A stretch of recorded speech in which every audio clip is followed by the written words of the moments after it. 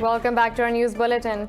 We start with the Middle East. The Organization of Islamic Countries says the Middle East peace plan is a result of intellectual bankruptcy and the nefarious aspirations of the US and Israel.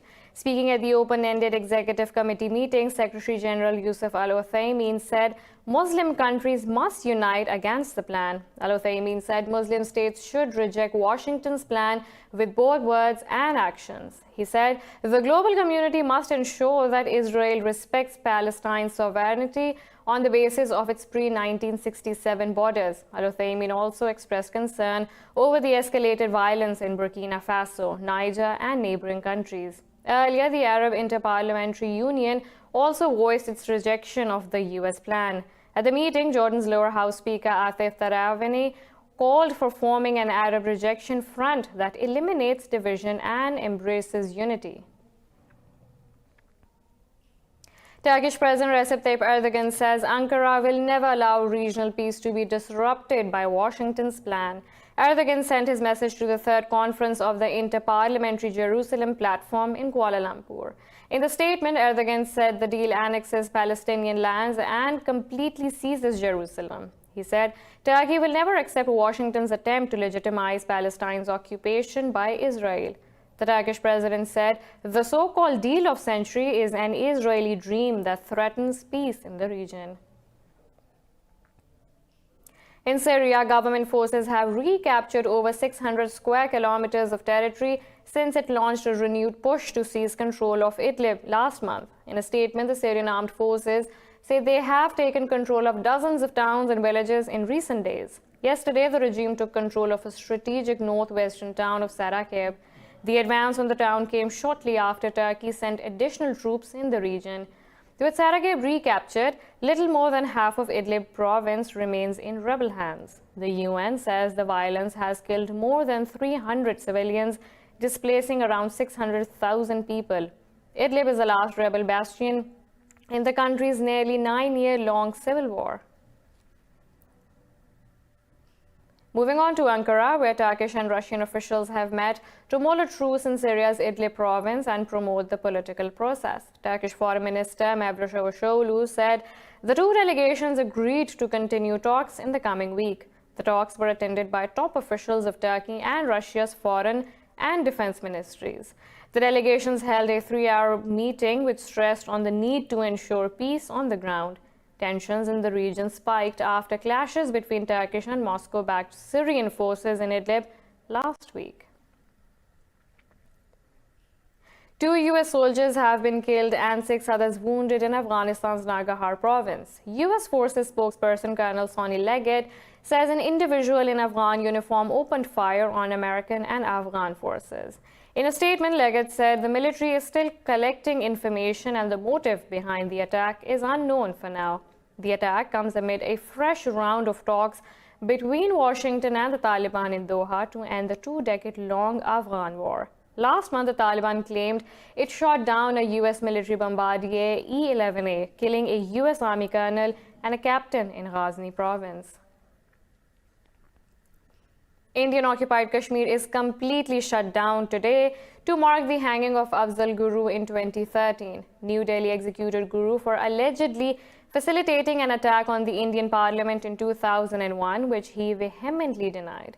Guru's death has come into the limelight recently after the arrest of a senior Indian police officer, Davinder Singh. In the early 2000s, Guru wrote a letter saying Singh tortured him and forced him to take one of the parliament attackers to Delhi. The Indian government never investigated Guru's letter.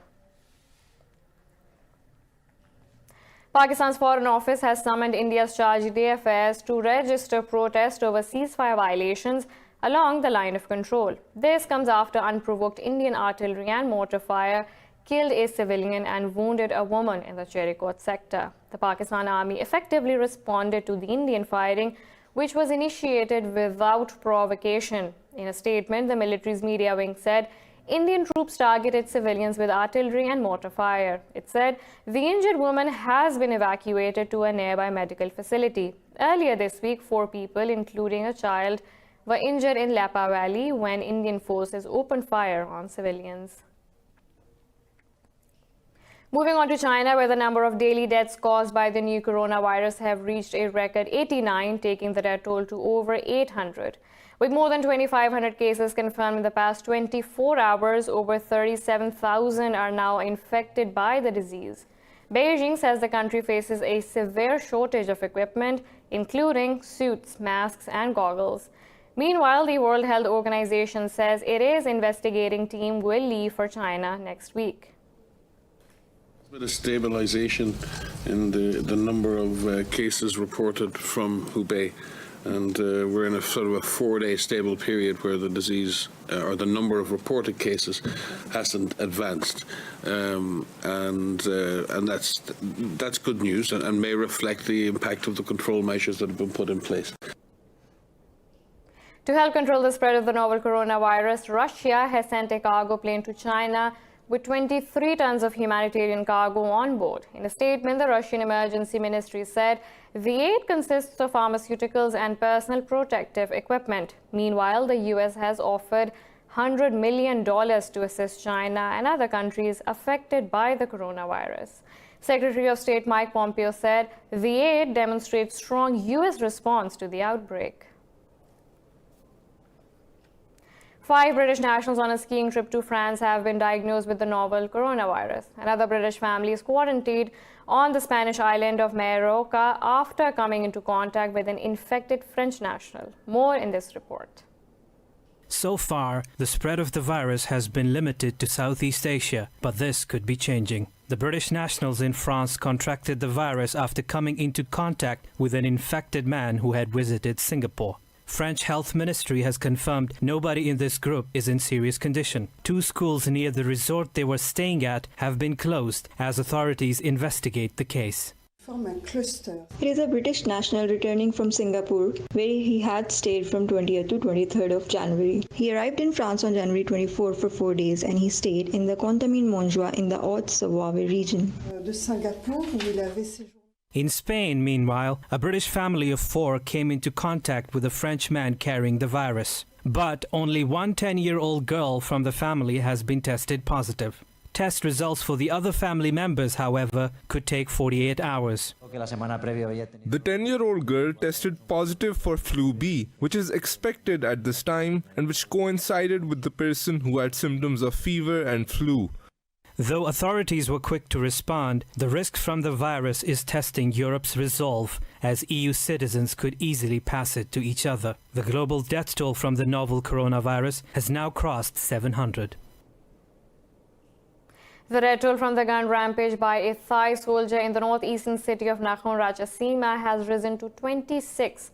Prime Minister Prayut Chan-o-cha says at least 57 others were wounded. Chan-o-cha said the soldier was motivated by a grudge over a land deal. The assailant was killed by the armed forces after an overnight siege at the Terminal 21 shopping center. The Thai Defense Ministry has identified the attacker as a junior army officer. It said he attacked his commanding officer before stealing a gun and ammunition from a military camp. Moving on to the UN, which says Libya's warring parties will meet again on 18th February after the first round of talks ended without an agreement. In a statement, the body's mission to Libya said both parties will continue talks to try to reach a lasting ceasefire in the war to control Tripoli. Last week, the UN hosted indirect talks between the Libyan National Army and the Government of National Accord. 5 soldiers from each side took part in the talks. The global body said both parties expressed their support for ongoing prisoner exchanges and returns of mortal remains. Meanwhile, UN Secretary General Antonio Guterres has criticized the sidelining of Africa from talks and has asked for the process to be more inclusive. He said the body wants African representatives to attend all the meetings as they are also key stakeholders in the conflict. Lebanon's President Michel Aoun says foreign states have expressed a desire to help the country through a financial crunch. He said France is prominent among these countries. In an interview, Aoun said he had a telephonic conversation with his French counterpart Emmanuel Macron. The new Lebanese government has approved a bailout plan that includes seeking foreign help and cutting interest rates. The government has also warned citizens of some painful remedies for the economy. Foreign donors have also set conditions of solid reforms for the Lebanese government. Saad al-Hariri's government resigned after pressure from countrywide protests against the ruling elite accused of corruption. The Yemeni National Army says its forces have shot down a drone launched by the Houthi rebels. It said the drone was downed over the Sada governorate As-Safra district. A top military official claimed that after assembling the parts of the destroyed drone, it appeared to be Iranian-made. The official said ground defenses shot down the drone, which was approaching an area controlled by the Yemeni army. He said the downing of the Houthi drone did not cause any casualties or damage. A recent UN report has revealed the Houthis are in possession of new weapons similar to those produced in Iran. Moving on to India, where Aam Aadmi Party, the AAP, has crushed the ruling BJP in Delhi Assembly elections. Exit polls predict the AAP is set to win 55 to 65 of the 70 seats.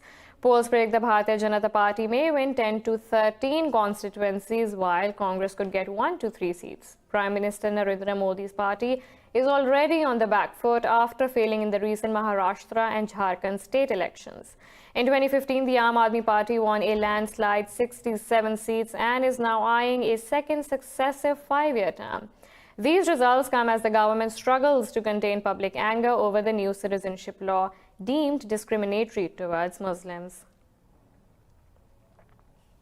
In Azerbaijan, voting has begun in parliamentary elections today, almost 2 months after a presidential decree dissolved the legislature. The National Assembly of Azerbaijan, Milli Majlis, is holding snap polls for the first time in its history. Over 1,300 registered candidates from around 20 political parties are competing in the run-up for 125 seats. Over 22.5% of candidates in the elections are women. Over 5 million registered voters will be able to cast their votes in over 5,500 polling stations in the country. Members of the unicameral parliament are elected for a 5-year term.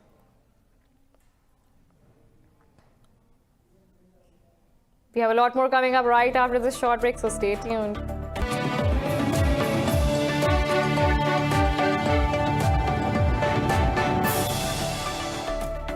Welcome back to our news bulletin. In news on elections, polls in Cameroon's parliamentary and municipal elections are underway amid a boycott called by the country's main opposition party. Elections for the Central African country's legislature and local councils are taking place for the first time in 7 years after 2 delays. Nearly 7 million people are eligible to cast votes to pick 180 federal legislators and 300 local council officials. Cameroon's ruling RDPC, which holds 148 seats in the parliament, is widely expected to come first. RDPC is supporting President Paul Biya in power for the past 37 years. I know that the election is taking place 2 days. I don't know where to register. I don't know anything. I don't know anything concerning election. When I was in Kumbambonge, they used to come and give us electoral card in the house. But yet nobody knows me. I don't know anything. Ireland's 3 main political parties are tied in first preference votes after Saturday's general elections. Exit polls show Fine Gael secured 22.4% votes, closely followed by Sinn Féin with 22.3%, with Fianna Fáil a tied third with 22.2%. The margin of error for the exit polls is 1.1%. Official counting to elect the 33rd Irish Parliament is going on. A total of 160 representatives will attend the first session of the Parliament on 20th February. Irish Prime Minister Leo Varadkar is hoping to secure a second term. It's a very important day. Today is the day that the people are in charge and every single vote counts. People have told us throughout this campaign that they want change, that they want to change in representation and they want to change in government. So I'm saying to people, please come out today and vote for that change. German Chancellor Angela Merkel has fired a minister for praising the election of a liberal candidate who was supported by the far right. The candidate Thomas Kemmerich won an election in the state of Thuringia with the backing of the far-right AfD party. Kemmerich's victory with AfD's support was seen as a political earthquake. Christian Herte, who belongs to Merkel's CDU party, tweeted his congratulations later. The tweet was widely condemned in Germany.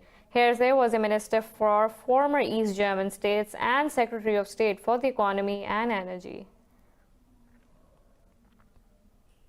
In France, police have arrested 32 Yellow Vest protesters during anti-government demonstrations despite a ban. The Paris Police Department says 140 people were fined for participating in the protest. Protesters gathered at a Palais Royal Square, opposing President Emmanuel Macron's policies and demanding his resignation. Meanwhile, in Bordeaux, police used tear gas and plastic bombs to disperse demonstrators who pelted them with stones. The demonstrations mark the 65th week of protests, which started in reaction to fuel price hikes and economic conditions. Hundreds of neo-Nazis from across Europe have marched in Hungary's capital, Budapest, to mourn what they call a massacre of 3,000 Nazis. They gathered to mark the Day of Honor, commemorating an attempted breakout by the besieged Nazi forces in 1945. The demonstrators of far-right movement laid wreaths to honor the Nazis and their collaborators, who they call heroes. After the commemoration, demonstrators marched from Budapest to a village northwest of the city, following the route of the attempted breakout. Police tried to ban this year's events, but a court overturned the attempted ban less than a week ago. In February 1945, Nazi-allied Hungary was near capitulation and under siege by the Soviet Red Army. Almost 30,000 of them tried to break through the siege to get to Nazi-controlled territory, where most of them were killed. Ukrainian President Volodymyr Zelensky has met Pope Francis at the Vatican and asked the pontiff to help Kiev secure the release of its prisoners of war. In a tweet, Zelensky said the Pope does everything possible to achieve global peace and harmony. The president said he asked for help with the release of Ukrainians captured in Donbass, Crimea, and Russia. Relations between Ukraine and Russia collapsed following Moscow's annexation of Crimea in 2014. The Vatican has diplomatic relations with both Kiev and Moscow. Activists suggest there are about 100 Ukrainian government forces being held in captivity. The Pakistan Army has rescued 2 mountaineers stranded on Broad Peak in the northern Gilgit-Baltistan region. In a statement, the military said one climber was from the United States and the second from Finland. The military's media wing said Donald Allen Bowie and Lotta Henrietta were airlifted from Baltoro Glacier. It said the climbers were part of an international winter expedition attempting to summit Broad Peak, but fell behind due to sickness. The 8,447 meters high peak is the 12th highest mountain in the world. Weakening tropical cyclone Damien battered Western Australia's Research Ridge, Palbara region on Sunday. The storms brought heavy rains and flooding to the country's bushfire-ravaged east. After months of destructive wildfires that razed millions of hectares of land, Australia has been hit by wild weather that brought heavy storms and heat waves. Many areas in densely populated New South Wales are underwater as it witnessed the heaviest rainfall in almost 2 decades. Emergency Services Minister David Elliott has warned that the impact of the storm is worse than most people perceive. There have been 13 flood rescues, which unfortunately has doubled since yesterday. There are only 6 this time yesterday. There's been 13 now. Now, that says to me that the community is just not taking seriously some of the warnings that have been issued, and I would appeal to the community to be very conscious of. Scientists are saying record high temperatures set off by global warming are causing the Antarctic ice cap to melt. They say increased temperatures are destroying glaciers and raising sea levels. This report describes how. Antarctica's hottest day has just been recorded, a high of 18 degrees Celsius. The reading was taken by the Argentine research base Esperanza and is the hottest since 2015. The temperature was recorded on the Antarctic Peninsula at the continent's northwest tip. The UN World Meteorological Organization spokeswoman Claire Newless says the temperature surge is not a figure associated with Antarctica, even in summertime. What we know is of great concern. The Antarctic Peninsula, so where we saw this temperature record yesterday, it's the northwest tip near South America. It's among the fastest warming regions of the planet. We hear a lot about the Arctic, but this particular part of the Antarctic Peninsula is warming very quickly. The effects of the warming can already be seen in this loneliest of landmasses. There's quite a lot of conversation on Twitter at the moment with satellite images showing cracks in the Pine Island Glacier in Antarctica. They've been growing rapidly over the past few days. The European Union has a satellite called Sentinel that's been measuring and monitoring these. The World Meteorological Organization says 87% of glaciers along the west coast of the Antarctic Peninsula have retreated in the last 50 years. Thus, this trend is unlikely to end soon. Strangled by debt, Argentina is struggling to relieve the country's poor citizens with food vouchers, price controls, and grassroots markets. But a recession has plagued these measures, forcing France to come to the South American nation's rescue. More in this report. Buenos Aires is in recession since mid-2018. Poverty in the country is exceeding over 30%, with inflation touching 50%. Access of the basic commodities is gradually getting out of the reach of the masses. Leche. I had stopped buying milk, which was very expensive. Meat, very little. More chicken, basically that. Milk and meat. They were very expensive. I don't go to the supermarket because it's unaffordable. You have to have a good amount of money, otherwise you don't enter the supermarket. To give public relief, Argentinian President Fernandez froze the prices of gasoline and public services. Moreover, the government also implemented a price control on warehouses, along with distribution of over 1 million food cards. The first objective is for everyone to eat well. The second is to create work, a lot of family, farming, grassroots economy, many jobs for people who produce food and can sell it, and the third is economic development. The government believes that promoting domestic consumption directly with small businesses will revive the economy and create jobs. But experts say these measures will depend on successful renegotiation of debt. I think it's more of a short-term thing. I think it's something for the immediate future. The fiscal path we have to follow will actually be determined during the debt negotiation, and there we will know by what margin we have to increase spending on subsidies. French President Emmanuel Macron announced support to his Argentinian counterpart during the latter's visit to Paris this week.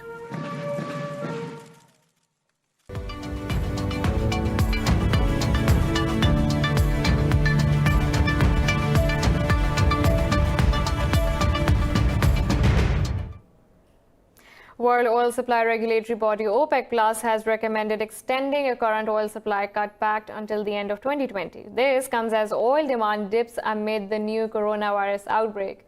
OPEC President and Algeria's oil minister Mohamed Arkab said OPEC's non-OPEC technical panel has also recommended more output cuts. Arkab said OPEC Plus Joint Technical Committee has noted the coronavirus epidemic negatively impacted global economy. JTC noted transport, tourism and industry are major hit by the virus, reducing the global oil demand, sending prices to a record low.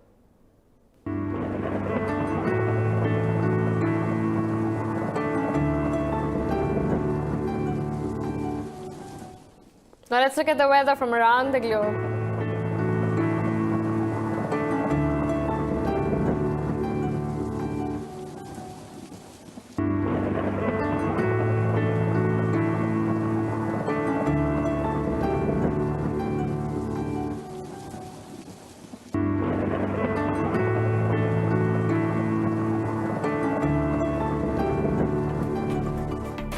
This is all for now. For the latest updates, you can follow us on social media at indus.news.